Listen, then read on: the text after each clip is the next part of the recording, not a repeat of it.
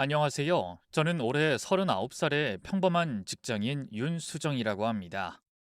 마흔을 앞두고 드디어 제 짝을 만났다고 생각하며 설렘 가득한 마음으로 결혼 준비에 한창이었죠. 하지만 그 여정은 사람들이 흔히 말하는 꽃길과는 거리가 멀었습니다. 아니, 오히려 가시밭길에 가까웠다고 해도 과언이 아닙니다. 처음 상견례 자리는 그야말로 전투장이었습니다. 저희 집은 아버지가 공무원으로 30년을 성실히 근무하시고 퇴직하신 평범한 가정이었고, 어머니는 동네 도서관에서 사서로 일하셨어요. 소박하지만 반듯하게 살아왔다는 자부심은 있었죠. 반면 민성 씨 집안은 몇 대를 이어온 중견 건설업체를 운영하는 집안이었습니다. 서울 강남에 자리한 단독주택에 살고 있고, 평소에도 우리 집은 남다르다는 뉘앙스를 풍기며 사시는 분들이었죠. 상견례 당일, 저는 정갈한 크림색 원피스에 베이지 코트를 입고 나갔습니다. 어머니는 꽃무늬 블라우스에 진주 귀걸이, 아버지는 새로 맞춘 회색 양복을 입으셨고요. 처음 식당 룸에 들어섰을 때 시어머니의 눈빛이 스캔하듯 저를 훑는 걸 느꼈습니다. 요즘 아가씨들은 상견례 자리에도 이렇게 원색 옷을 입고 오는구나. 아주 자신감이 넘치네. 말은 웃으며 하셨지만 분위기는 싸늘해졌습니다. 저는 머쓱한 웃음을 지으며 네, 그 밝은 색을 좋아해서요. 눈에 확 띄더라고요. 하고 넘겼지만 이미 마음이 철렁 내려앉았죠. 시아버지는 자리에 앉으시며 수정 씨는 몇 년 차 직장인이시라고요? 라고 물었고 제가 올해로 14년 차입니다. 라고 대답하자 고개만 끄덕이고는 식사 내내 말씀이 없으셨어요. 제가 아버님 음식 입에 맞으세요? 하고 물었을 때도 대꾸 없이 젓가락만 움직이셨고 식사가 끝날 쯤 돼서야 겨우 하신 말씀이 잘 먹었습니다. 와 자주지 마세요. 두 마디였습니다. 민성 씨는 자리에 앉는 순간부터 눈치를 보기 시작했습니다. 제 무릎 아래로 손을 뻗어 제 손을 꼭 잡았고 눈빛으로 미안해라고 말하고 있었어요. 상견례가 끝난 후 집에 돌아가는 길에 제게 전화를 걸어왔습니다. 수정아, 진짜 미안해. 나도 엄청 불편했어. 엄마가 원래 그런 말투야. 아버지는 원래 과묵하신 분이고 마음에 담아두지 마. 괜찮아. 나만 잘하면 되지 뭐. 뭐 처음이 어렵지. 시간 지나면 괜찮아지겠지. 그렇게 말했지만 마음은 편치 않았습니다. 실제로 상견례는 갈등의 시작일 뿐이었고 결혼 준비로 넘어가면서 점점 더 산 넘어 산이었어요. 신혼집 가구를 고르러 가자고 한 날 시어머니는 느닷없이 나도 같이 가야지 하며 따라 나섰습니다. 가구 매장에서 저는 깔끔한 그레이 톤의 소파와 화이트 수납장을 골랐고 민성 씨도 고개를 끄덕이며 우리 스타일인데? 하고 웃었죠. 그런데 시어머니는 팔짱을 끼고 제 앞에 서더니 한마디 하셨습니다. 이런 건 금방 질려. 우리 민성이는 원목 좋아해. 수납장도 너무 싸 보이지 않니? 그 순간 민성 씨는 말없이 머리를 긁적이기만 했습니다. 예복을 맞추는 날도 마찬가지였습니다. 시어머니는 저를 따로 불러내어 작은 카페로 데려가 말씀하셨어요. 예단은 제대로 준비할 거지? 우리 집은 그런 거 허투루 넘기지 않아. 체면이 있잖니. 숨이 턱 막혔습니다. 민성이는 우리 집은 예단 같은 건 신경 안 써. 그냥 간소하게 하자. 라고 했었거든요. 돌아가는 길에 민성 씨에게 조심스럽게 물었죠. 민성아, 예단 얘기 어머님이 따로 하시던데? 어, 그거 그냥 엄마가 하는 소리야. 신경 쓰지 마. 내가 알아서 얘기할게. 그때 민성이의 눈은 저를 피하고 있었고 저는 마음 한구석이 서늘해졌습니다. 하지만 민성 씨는 늘 그렇게 말했어요. 수정아, 결혼은 우리 둘이 하는 거잖아. 엄마 말은 그냥 흘려 들어. 그 말 한마디에 저는 다시 마음을 추슬렀습니다. 그래, 민성이만 믿자. 우리 둘만 잘 지내면 되는 거야. 사실 민성이와의 연애 자체만 놓고 보면 정말 좋았어요. 처음 만났을 때는 5년 전 친구의 소개로 식사 자리에 나갔던 날이었습니다. 민성이는 말수가 적고 조용한 사람이었지만 말 한마디 한마디가 깊었고 배려심이 느껴졌습니다. 제가 감기에 걸려 병가를 냈던 날, 민성이는 뜨끈한 죽과 약봉지를 들고 우리 집 앞으로 와서는 밥은 먹었어? 아무도 없을까봐 걱정돼서 하며 조심스레 문을 두드렸어요. 주말마다 같이 시장에 가서 장을 보고 서로의 집 반찬을 나눠 먹고 연극을 보고 산책하며 우리 나중에 결혼하면 이런 집에 살자 라는 이야기를 하던 그 시간들, 그 모든 게 진심이라고 믿었습니다. 행복해지자. 결혼 전날, 민성이는 제 손을 꼭 잡고 그렇게 말했을 때 저는 울컥했어요. 드디어 이 모든 게 끝나고 진짜 부부가 되는구나. 그 순간 정말이지 세상이 다 축복해주는 것 같았습니다. 결혼식 당일 아침, 거울 앞에 앉아 화장을 고치며 드레스 끝단을 살피고 베일을 고정하던 그 찰나에 저는 혼잣말처럼 속으로 다짐했죠. 이제 괜찮을 거야. 오늘부턴 진짜 가족이 되는 날이니까 모든 걸 이겨냈으니까. 하지만 그날 제 인생에서 가장 충격적이고 끔찍한 사건이 일어날 줄은 정말이지 꿈에도 몰랐습니다. 결혼식 날, 저는 새벽 6시도 되기 전에 눈을 떴습니다. 그날은 이상할 정도로 잠이 오지 않았어요. 가슴이 콩닥거리고 어딘지 모르게 불안한 기운이 맴돌았습니다. 하지만 저는 그걸 설렘이라고 생각했습니다. 이제 곧 아내가 된다는 사실 하나로 모든 게 감동이었거든요. 미용실은 분주하게 움직이고 있었고 제 머리는 고데기로 말려 올라가고 있었습니다. 화장 거울에 비친 제 얼굴을 보며 저는 마치 다른 세상 사람을 보는 듯한 느낌이 들었어요. 볼에 바른 핑크빛 블러셔, 정성스레 잡은 속눈썹, 윤기 흐르는 입술까지. 예쁘다. 입 밖에 나올 뻔한 그 말이 목구멍에 걸려 삼켜졌습니다. 정말 예뻤거든요. 누구에게도 뒤지지 않을 만큼. 웨딩드레스를 입은 뒤 신부 대기실은 웃음소리로 가득 찼습니다. 친구들은 너도나도 사진을 찍어줬고, 야, 진짜 너 연예인 같다. 이 사진 나중에 애기한테 보여주면 기절하겠다. 장난처럼 던지는 말들 속에 저는 그 순간이 오래 기억되길 바랬어요. 하지만 그 찰나의 웃음은 곧 불안으로 뒤바뀌었습니다.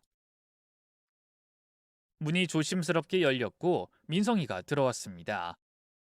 검정 턱시도를 입은 그는 마치 어디 다녀온 사람처럼 얼굴이 창백했고 평소와 달리 어깨가 유난히 처져 있었습니다.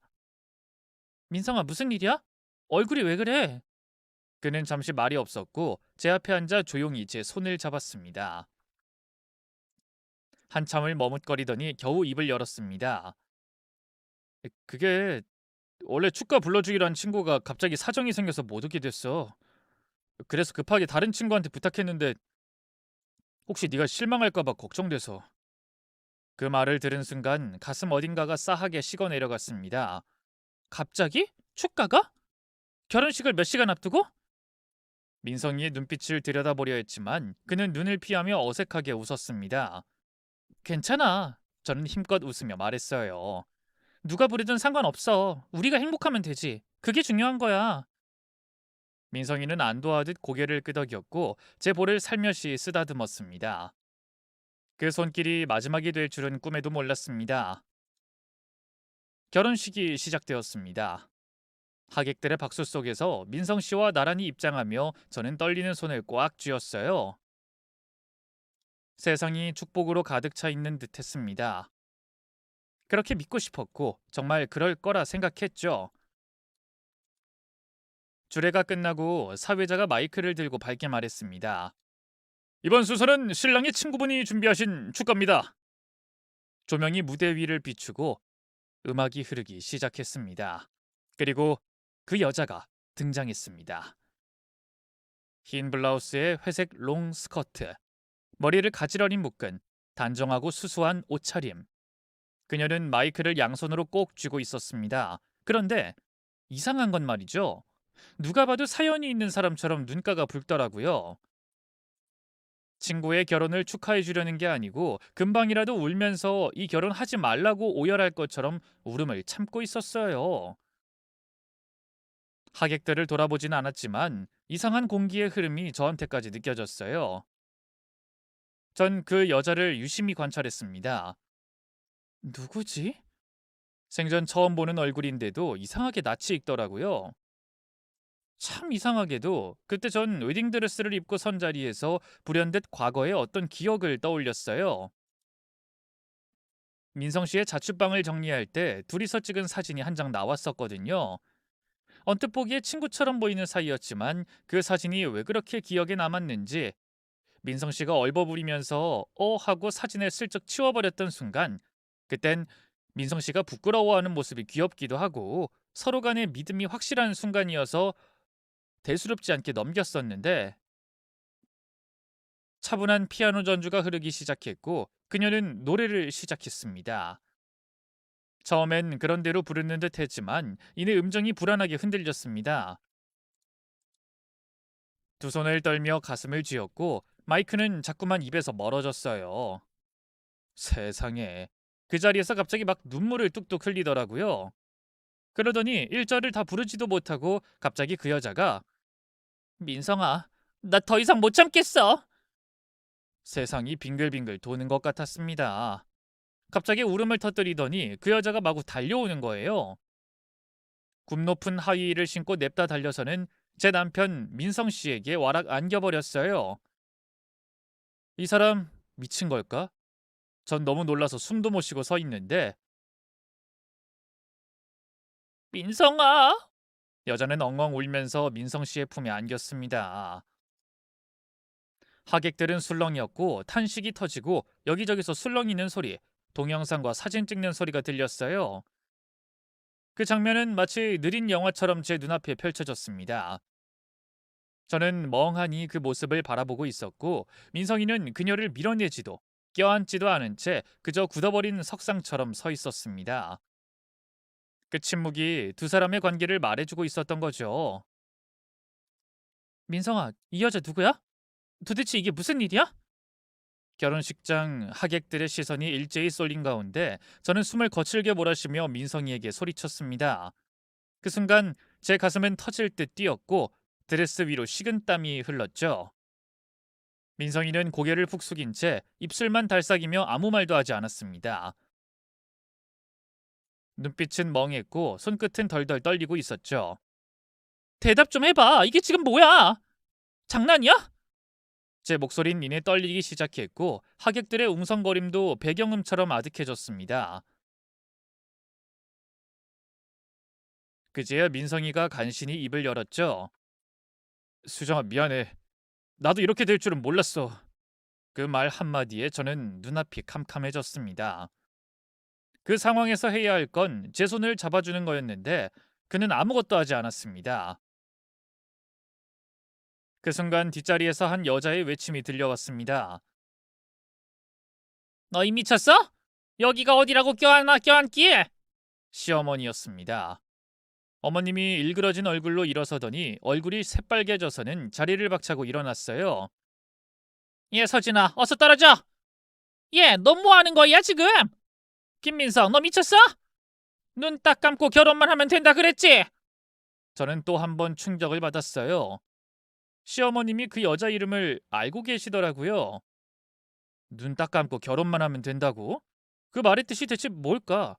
멍하니 서 있는데 사회자가 급히 장례를 정리하고 영상팀은 촬영을 중단했습니다. 친척들은 웅성이며 저를 바라봤고 친구들은 입을 틀어막고 고개를 저었어요. 식장은 아수라장이 되었습니다. 친구들이 절 붙잡고 신부 대기실로 끌고 들어갔고 그곳에서 저는 드레스를 입은 채 바닥에 주저앉았습니다. 하염없이 울고 있는데 밖에선 이런 목소리가 들려왔습니다. 첫사랑이래. 그래? 같은 회사 다닌다던데? 결혼 반대하던 집이라더니 저런 식으로 터뜨리냐? 민석 씨 엄마가 일부러 하객 더 줄였대. 혼인신고 먼저 한 이유가 있었네. 이 모든 게 저만 몰랐던 일이라니 가슴이 터질 듯 아파왔습니다.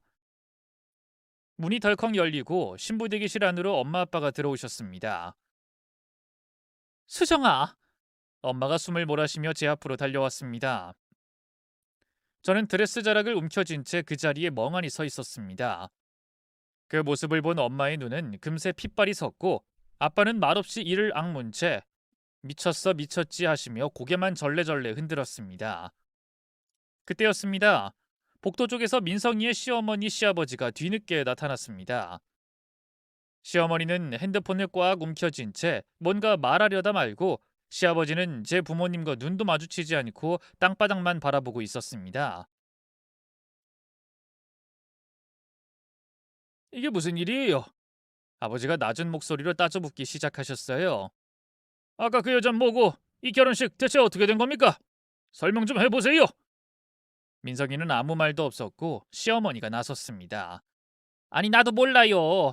갑자기 저런 애가 나타나서 나도 머리가 지끈지끈 아프다니까요. 나도 피해자예요, 피해자. 그 순간 엄마가 소리를 질렀습니다. 피해자?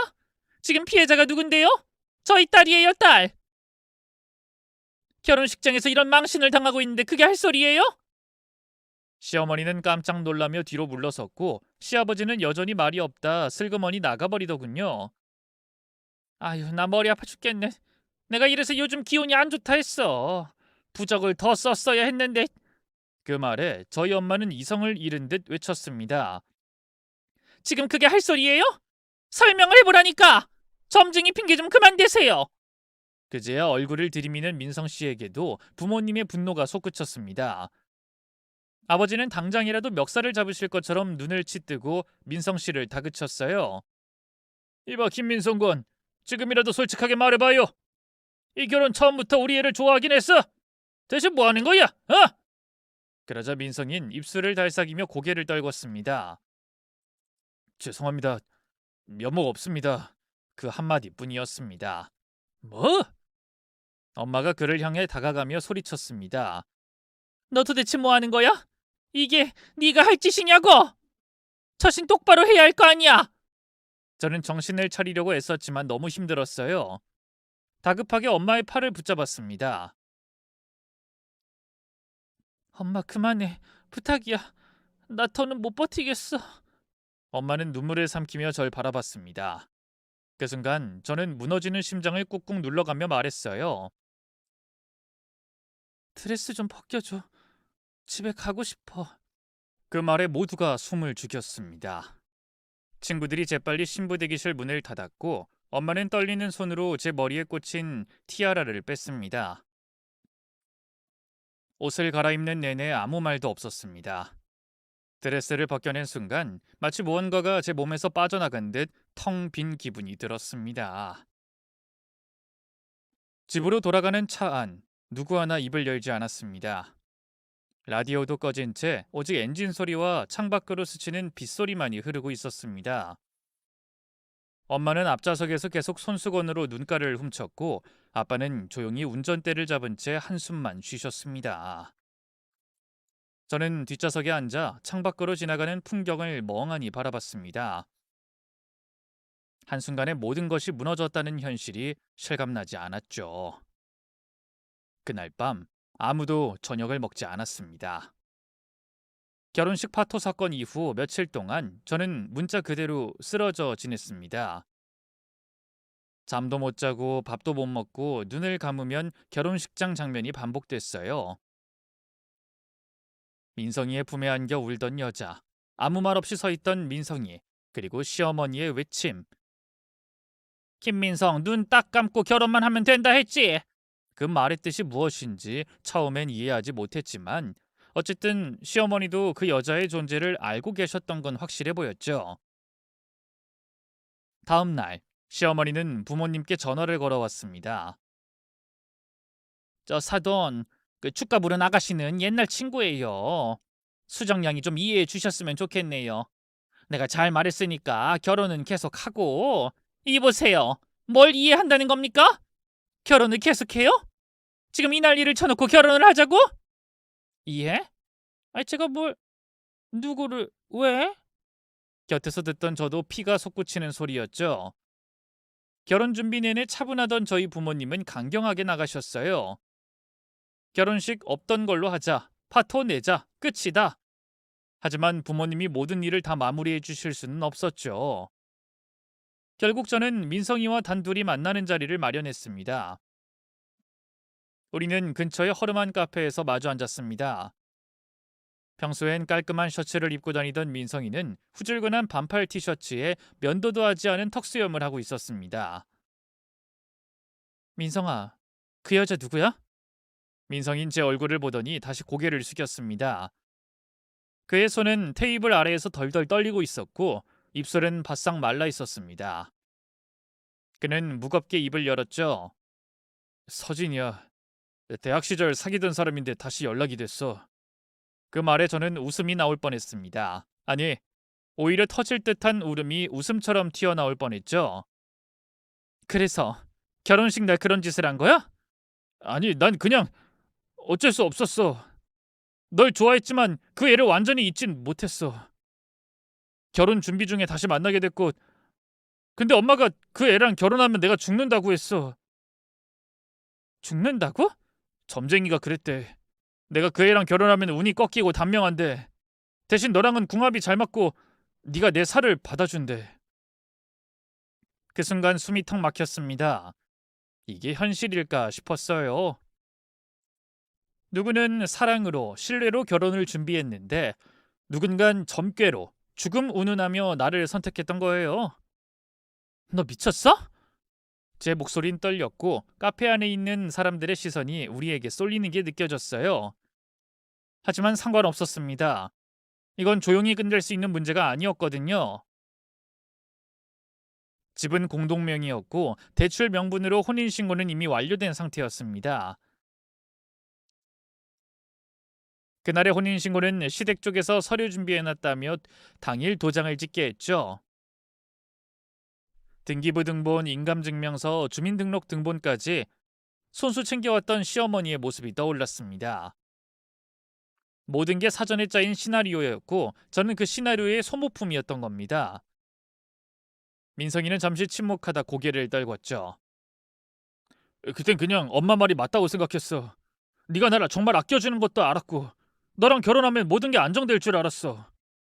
그럼 왜 그 여자를 결혼식장에 불렀는데? 그는 당황한 얼굴로 고개를 흔들었습니다.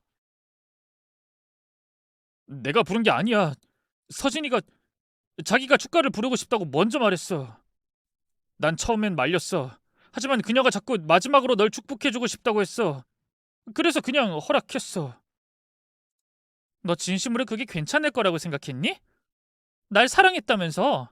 그땐 그땐 정말 모든 게 엉켜 있었어. 나도 정신이 없었고.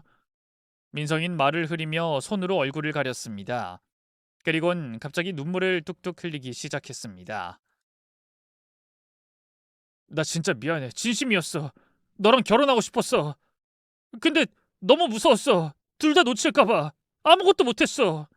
그래서 넌 아무것도 안 한 거야. 아무것도. 저는 손에 힘이 들어갔고 종이컵이 찌그러질 뻔했어요. 말도 안 되는 변명과 책임 회피, 그 모든 걸 견뎌야 하는 쪽은 언제나 저였습니다. 넌 그 순간에 날 택했어야 했어.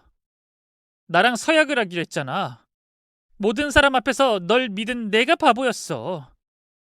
그 순간 민성인 고개를 들고 절 바라봤습니다.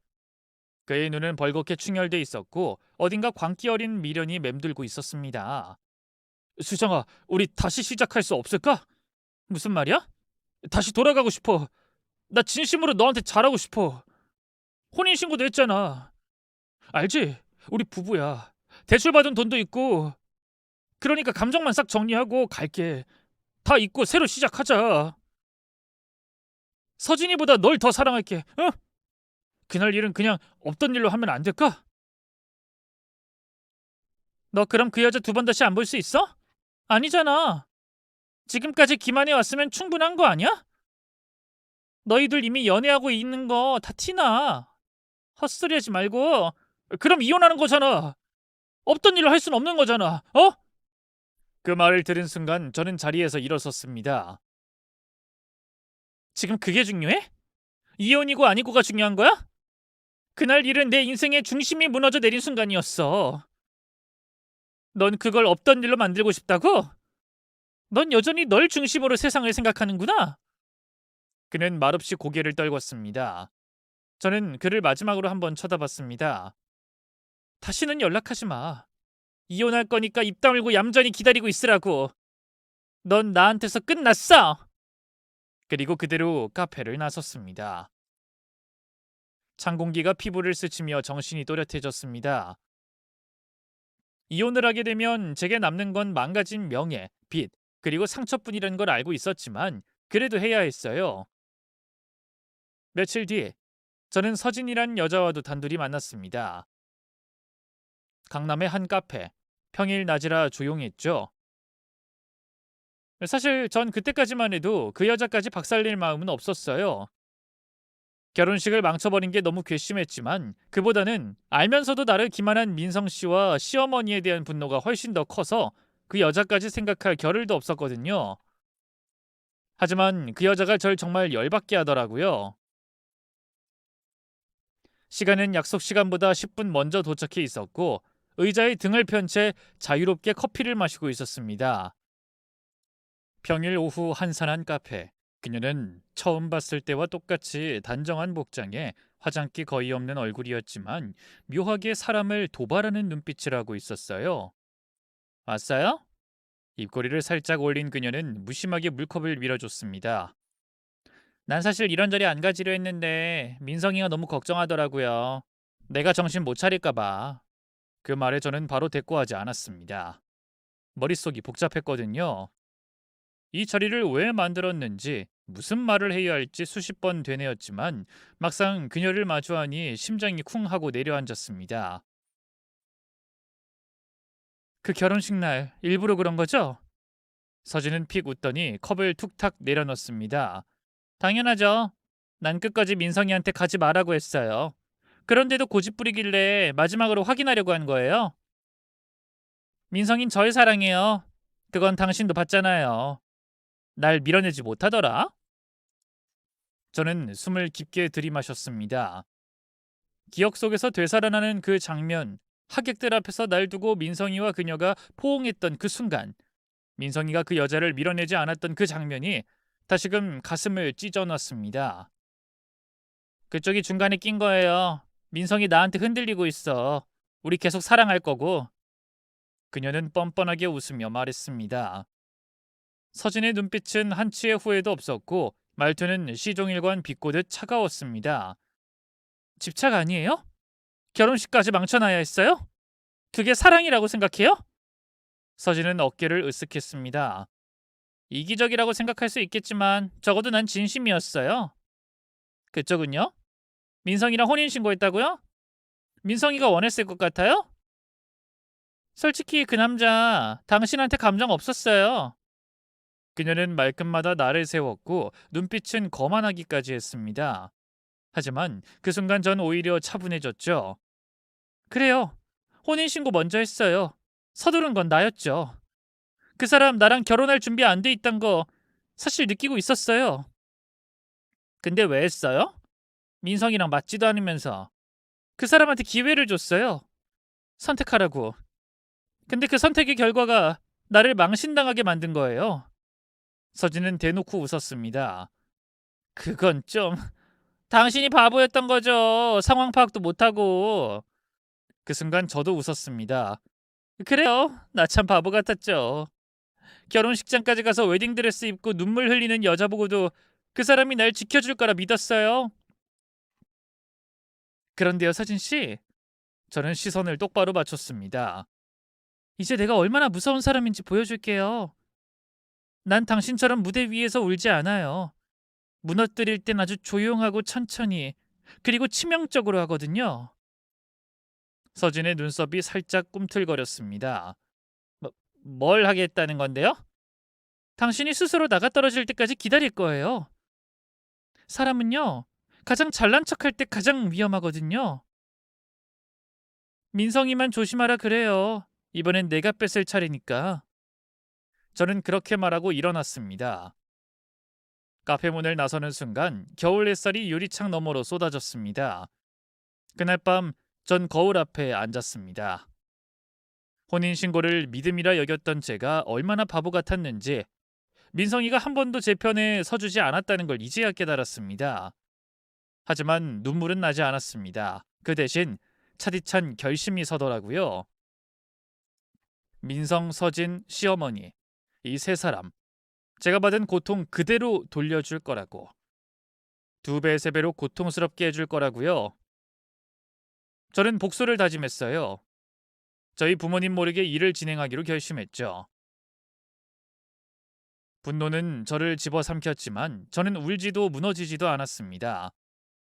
그날 거울 앞에서 다짐했던 대로 차가운 머리와 단단한 의지로 복수를 준비하기로 했습니다.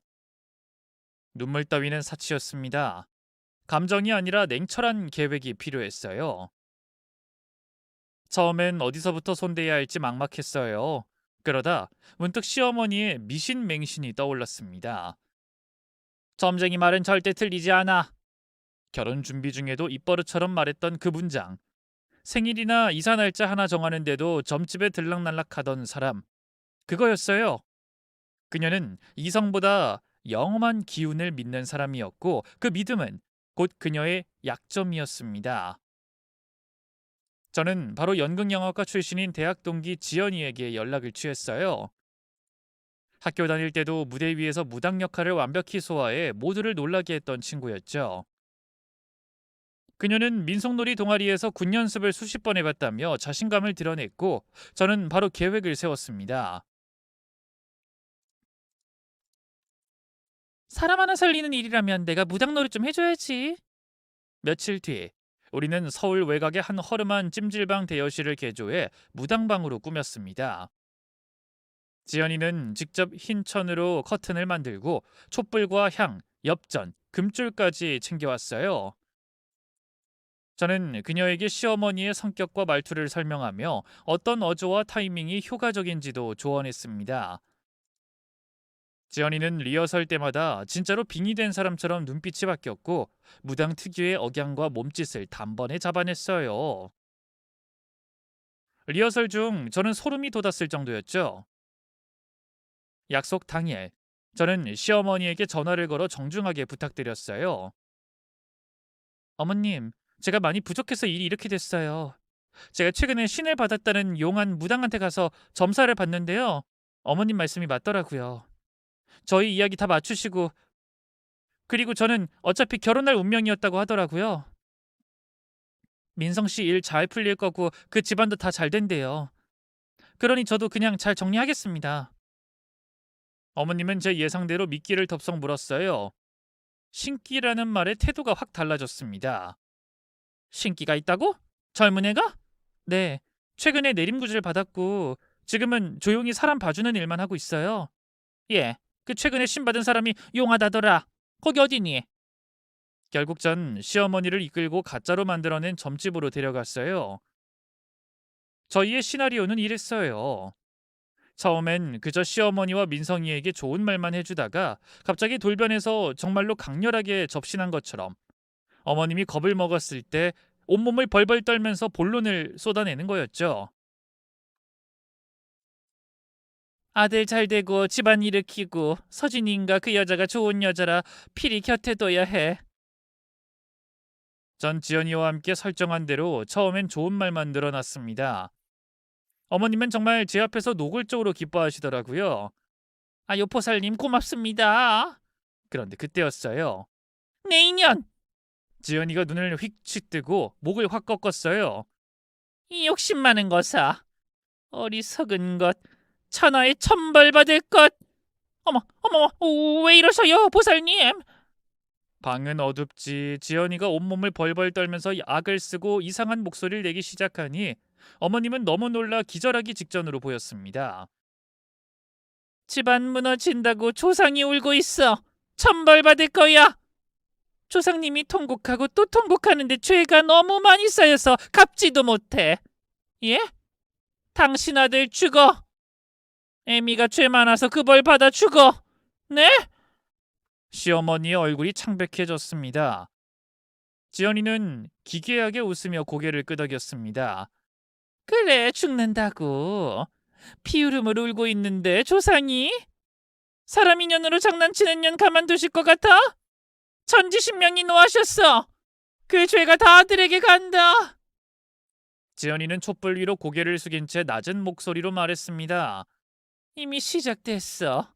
아들 조만간 크게 아플 거야. 그 들러붙은 여자랑 헤어지고 싹싹 빌어도 모자라. 몸이 무겁고 정신이 흐릿하고 악몽을 꾸는 것은 다 기운이 빠져나가고 있다는 신호인 게야. 완전히 압도되었을까요? 시어머니는 털썩 주저앉으며 손을 덜덜 떨었습니다. 아이 그럼 나 때문에 우리 아들이 내가 그걸 몰라보고 아이고 어떡해. 그날 어머니는 혼비백산에서 도망치듯이 떠나갔어요.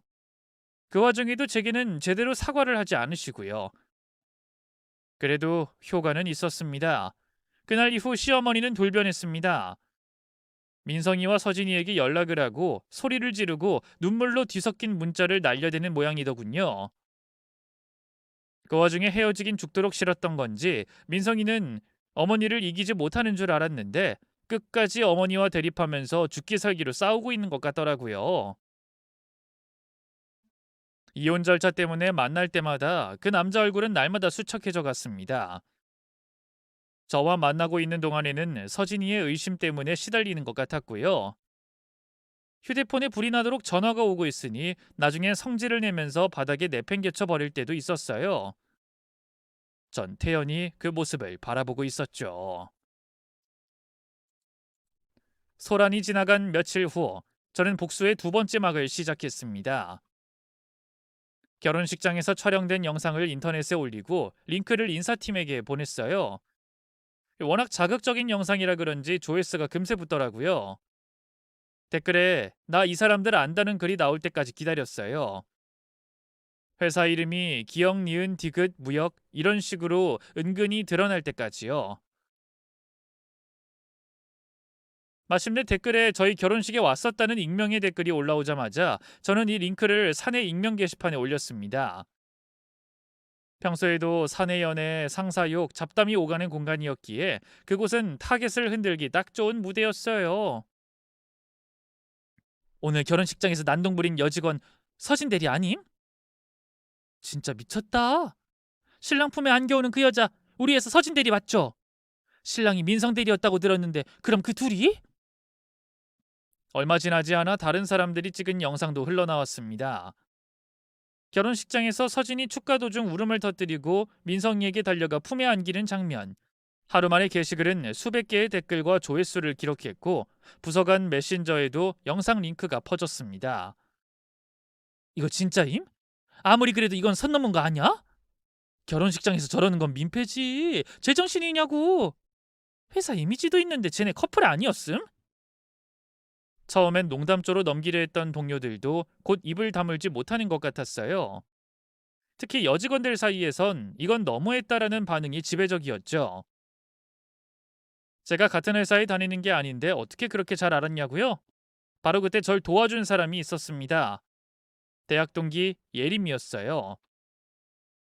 같은 수업도 많이 들었고 한때는 매일같이 붙어 다녔던 사이였지만 졸업 후엔 서로 바빠지며 자연스레 연락이 끊겼죠. 그런 예림이가 갑자기 문자를 보낸 겁니다. 수정아, 혹시 너 지난주 토요일 결혼식장에 있었어? 처음엔 무슨 말인가 했는데 이어진 메시지에 손이 덜덜 떨렸습니다. 너 맞지? 신부가 너였던 거지? 나 영상 보고 진짜 기절하는 줄 알았어. 곧 예림이와 통화를 하게 됐고 그녀는 회사 내 분위기를 조심스럽게 전해줬습니다.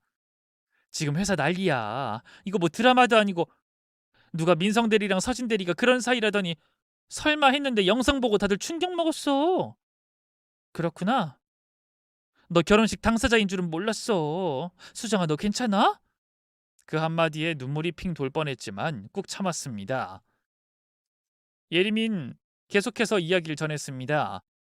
요즘 민성 대리 얼굴이 완전 죽상이야. 복도 지날 때마다 다들 쳐다보는데 아무도 말은 못 걸고. 서진 대리는 며칠째 조퇴하고 있어. 회의 도중 울기도 했고 부장님이 직접 불러서 얘기하셨다고 하더라. 자신을 향해 날아드는 화살을 도저히 감당할 수 없었는지 민성 씨는 사내 게시판에 직접 해명글을 올렸다고 했어요. 하지만 어설픈 해명으로 사람들의 비웃음을 샀죠.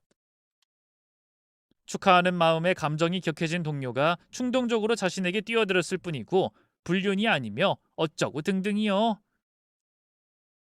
그가 올린 말도 안 되는 해명글은 오히려 불에 기름을 부어버린 격이었어요. 인터넷에서 그 해명문까지 돌기 시작했고 서서히 회사 밖으로 소문이 번져나가려 했습니다.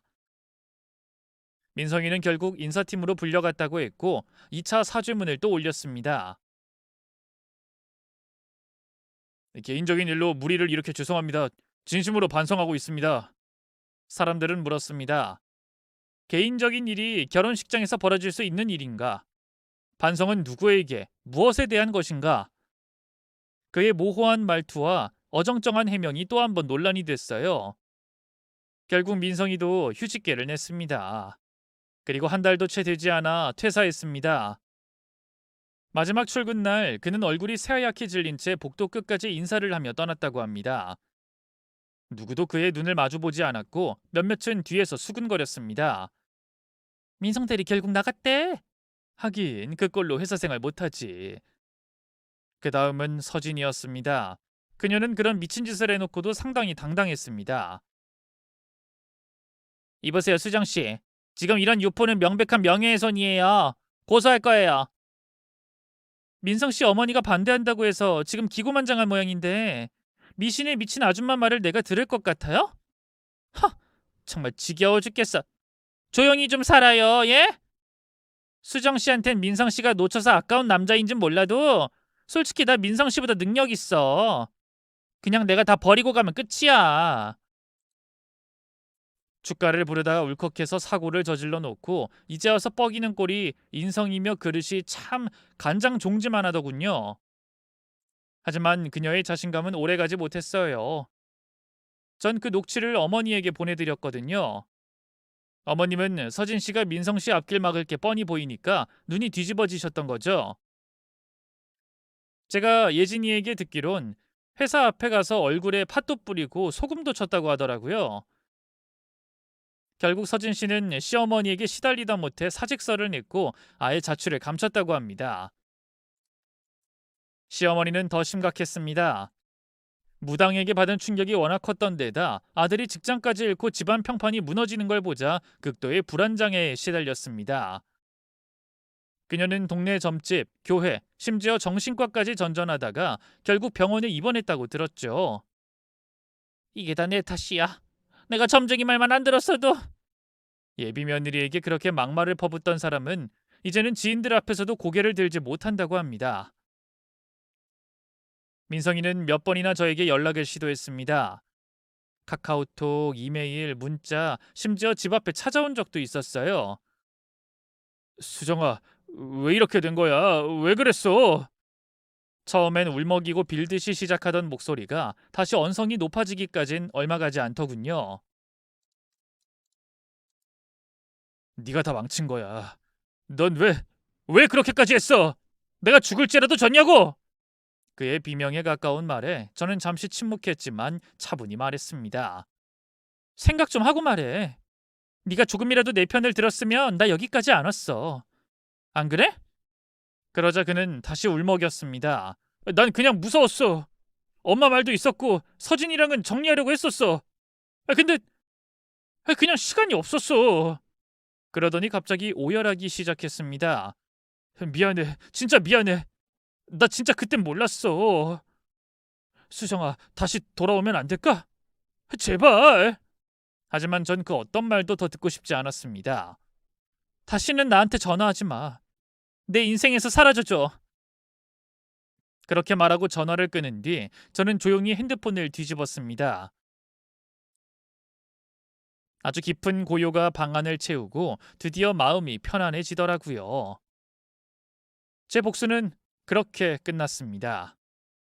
피 한 방울 흘리지 않고 누구에게도 손대지 않았지만 그들은 스스로의 업보에 무너졌습니다. 그리고 저는 그 모습을 조용히 차분하게 지켜봤죠. 씁쓸하지만 후련했어요. 그날 이후 제 인생은 완전히 달라졌습니다. 민성이는 회사에서 퇴사한 뒤에도 새 직장을 구하지 못했고 서진과의 관계도 오래가지 못했다고 합니다. 결국 두 사람은 헤어졌고 시어머니는 퇴원하긴 했지만 자주 병원을 들락날락하며 신경안정제를 손에 쥐고 사신다고 들었어요. 그동안 시어머니는 몇 번이나 저에게 전화를 걸었고 문자를 보내왔습니다. 다 내 잘못이다. 다시 돌아오면 안 되겠니? 민성이가 아직도 널 그리워한다. 처음엔 무시했습니다. 하지만 계속되는 연락 끝에 어느 날 그들이 직접 절 찾아왔습니다. 토요일 오후 집 근처 카페에서 마주 앉은 민성이와 시어머니. 민성은 수척해진 얼굴로 제 앞에 앉자마자 고개를 숙였습니다. 수정아, 정말 미안해.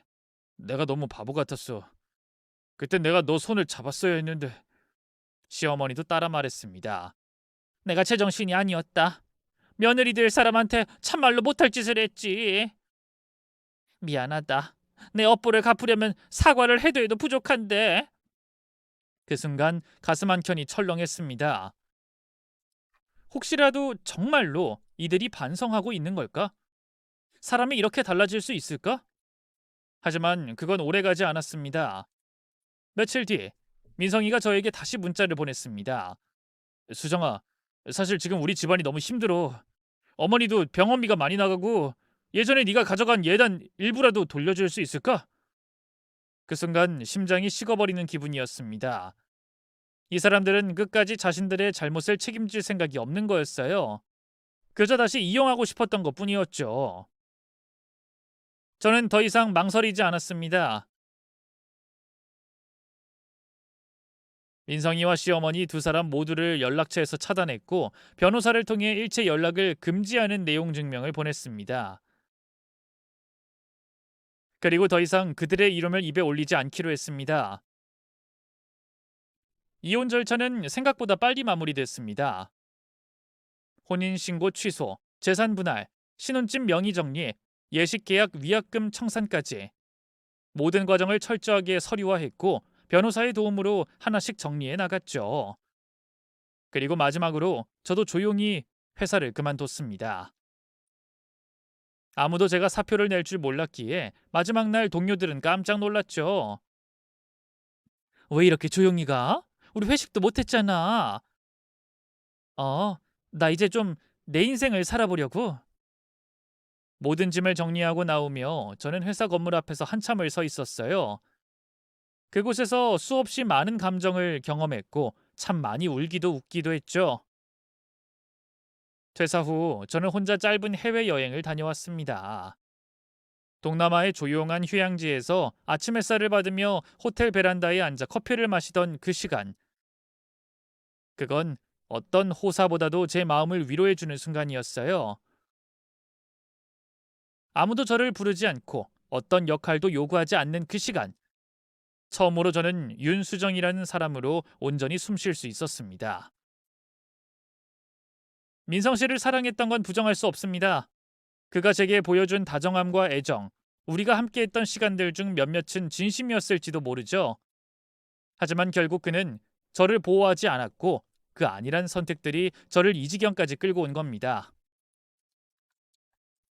저는 더 이상 그를 원망하지 않습니다. 그저 제 인생에서 배워야 할 챕터였다고 생각하려 해요. 그리고 지금 저는 매일 제게 이렇게 말합니다. 수정아, 너 정말 잘했어. 무너지지 않고 버텨줘서 고마워. 앞으로 전 누군가의 딸도 아내도 며느리도 아닌 오로지 윤수정이란 이름으로 살고 싶습니다.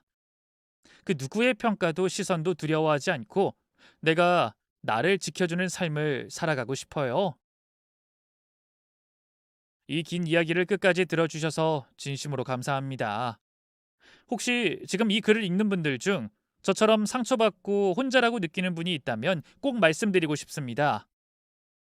당신은 잘못한 게 없습니다. 당신을 아프게 만든 사람들만이 잘못했고 그 대가를 반드시 치르도록 해야만 진짜 회복이 시작됩니다. 저는 그렇게 했고 지금은 웃을 수 있게 됐습니다. 그러니 부디 당신도 스스로를 아끼고 사랑하며 당신 자신의 인생을 살아가세요. 고맙습니다. 그리고 당신의 인생은 무엇보다 당신에게 가장 따뜻하길 바랍니다.